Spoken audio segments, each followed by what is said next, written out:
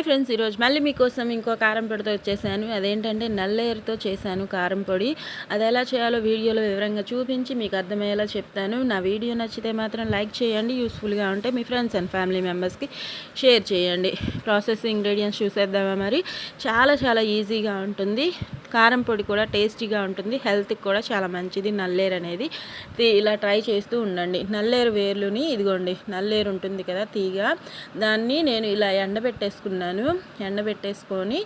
పక్కన పెట్టుకున్నాను అనమాట.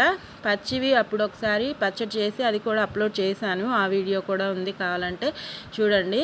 ఇవి ఒక 100 గ్రామ్స్ అంతా ఉంటాయి నల్లేరు తీగ అనేది.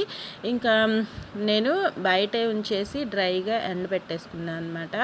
ఇంకా ఎండలో పెట్టిన అవసరం లేదు. ఎండుమిర్చి కాస్త ఎక్కువగానే తీసుకున్నాను, అంటే మా ఇంట్లో వాళ్ళు తినే స్పైస్ని బట్టి. మీరు కరెక్ట్గా స్పైస్ తక్కువ తినే వాళ్ళైతే ఒక 10 దాకా లేకపోతే 15 దాకా తీసుకోండి. నేను 25 ఎండుమిర్చి తీసుకున్నాను. వాటిని నీట్గా హాఫ్కి కట్ చేసుకొని లో ఫ్లేమ్లో కళాయిలో వేసుకొని జీలకర్ర 1 స్పూన్ వేసుకొని 3 స్పూన్స్ ఆయిల్ పడుతుంది. ఇది ఫ్రై అవ్వడానికి లో ఫ్లేమ్లోనే ఫ్రై చేసుకోండి, చిన్న స్పూనే సరిపోతుంది. అవి బాగా ఫ్రై అయ్యాయి అనుకున్నప్పుడు దాంట్లో కరివేపాకు వేసుకుంటున్నాను. కరివేపాకు దేనిలో వేసుకున్నా చూడండి లేతగా ఉంది, ఫ్లేవర్ఫుల్గా ఉంటుంది. తినని వాళ్ళు ఉంటారు కదా, ఇలా కరివేపాకు వేయడం వల్ల ఈ ఫ్లేవర్ తోటి కరివేపాకు పొడి అని ఎంజాయ్ చేస్తూ తింటారు. అవి బాగా ఫ్రై అయ్యి స్టవ్ ఆఫ్ చేసేసాక వాటి మీద ఊరికే అలా వేసుకున్నాను. ఇవి ఫ్రై చేయని అవసరం లేదు, ఓకేనా. వాటితో పాటు మిక్స్ అవుతాయని ఇలా కలుపుకుంటున్నాను. స్టవ్ కూడా ఆఫ్ చేసేసాను. ఇంకా అవి బాగా చల్లారాక దీనిలో నేను ధనియాలు మీకు వేయడం చూపించడం మర్చిపోయాను.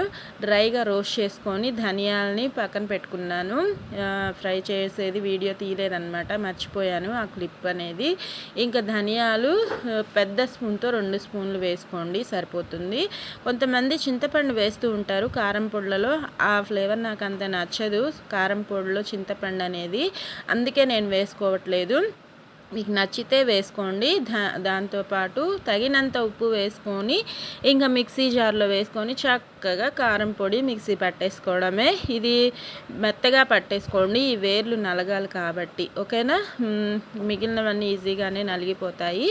అవి కూడా బాగా నలిగాయి అనుకున్న తర్వాత వెల్లుల్లి ఒక గర్భం అంత వేసుకుంటున్నాను, ఫుల్గా ఒక గర్భం వేసుకుంటున్నాను.